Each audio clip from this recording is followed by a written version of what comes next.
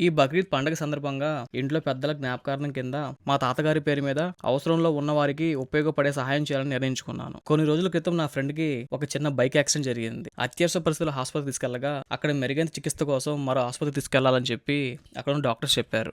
ఆ సమయంలో ఒక స్ట్రెచ్చర్ కోసం దాదాపు నేను ఒక 30 నిమిషాలు వెయిట్ చేయాల్సి వచ్చింది. ఆ రోజు నాకు ఒక విషయం అర్థమైంది. అత్యవసర పరిస్థితుల్లో ప్రతి నిమిషం ఎంత విలువైందో అనేది. ఈ పరిస్థితిని చూశాక నా వంతు సహాయంగా ఒక చిన్న సహాయం చేయాలని చెప్పి ఆలోచన వచ్చింది. అందుకే ఈసారి బక్రీద్ సందర్భంగా ఆ మొత్తం అవసరాన్ని అత్యవసర పరిస్థితుల్లో ఉన్న రోగులకు ఉపయోగపడే విధంగా ఉపయోగించాలనిపించింది. మా తాతగారి జ్ఞాపకార్థం కింద 3 స్ట్రక్చర్స్ కొనుగోలు చేసి ప్రభుత్వ హాస్పిటల్కి అందజేశాను. ఒక రోగికి సహాయం అయితే ఒక కుటుంబం బాధ తగ్గితే అదే నాకు ఈసారి పెద్ద పండగ.